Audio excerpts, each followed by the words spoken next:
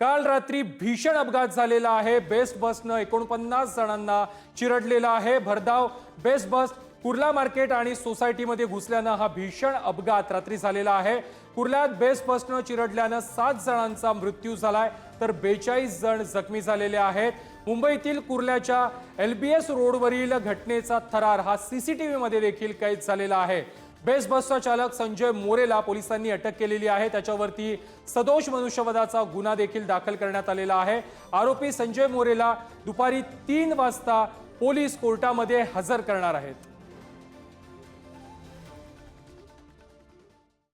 कुर्ल्याच्या अपघातावरून राजकीय आरोप प्रत्यारोप देखील सध्या सुरू झालेले आहेत।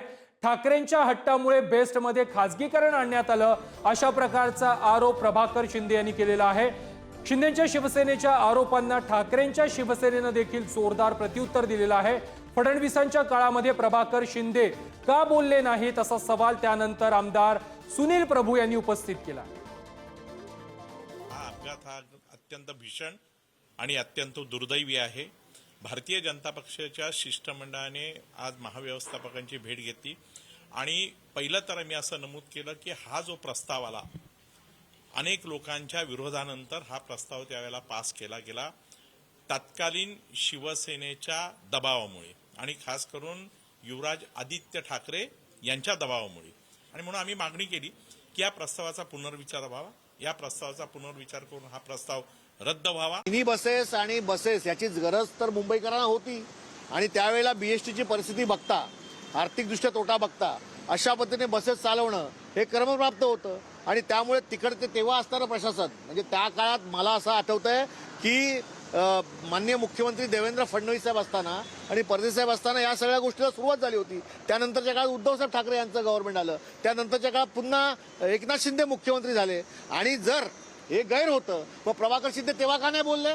बेस्ट अंडरटेकिंगच्या ऑफिसर्सचं काम आहे, ट्रान्सपोर्ट डिपार्टमेंट का डेपो मॅनेजर का काम त्याचे काम पाहायला पाहिजे। त्यांनी बघितलं पाहिजे की बसेस जे मेंटेनन्स ते बरोबर करत की नाही, बसेसचे जे ड्रायव्हर ते बरोबर आहे की नाही। फक्त तुम्ही आपला हात झटकून असा होऊ शकत नाही। कुठे ना कुठे बेस्ट अंडरटेकिंग यामध्ये ते जबाबदार आहे। कुर्ल्यातील अपघाताची घटना ही चीड आणणारी आहे। या घटनेमध्ये दोषीवर तर सरकार कारवाई करेल।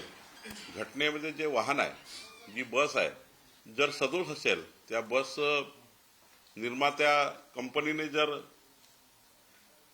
बस निर्माण करताना किंवा वाहन निर्माण करताना काही त्रुटी राहिल्या असतील तर त्या कंपनीवर सुद्धा गुन्हा दाखल केला पाहिजे। देवेंद्र फडणवीस साहेबांनी 5 लाख रुपये त्या परिवाराला त्या ठिकाणी सरकारकडे मदत केली आहे। असे बस चालक असतील त्यावर तर सदोष मनुष्यवधाचा गुन्हा झालाच पाहिजे। कुर्ला अपघातासंदर्भातील धक्कादायक माहिती आता पुढारी न्यूजच्या हाती आलेली आहे। आरोपी चालकाला बेस्ट बस चालवण्याचा अनुभवच नव्हता अशा प्रकारची माहिती पोलिसांनी दिलेली आहे। अवघ्या 10 दिवसांपूर्वी म्हणजे 1 डिसेंबरला हा चालक कामावर रुजू झालेला होता अशी माहिती देखील कुर्ला पोलिसांनी दिलेली आहे। बेस्ट बस चालकाचा अनुभव त्याला नसताना देखील त्याला ड्युटीवर का नेमलं गेलं असा सवाल त्यानंतर संतप्त मुंबईकरांनी विचारलेला आहे।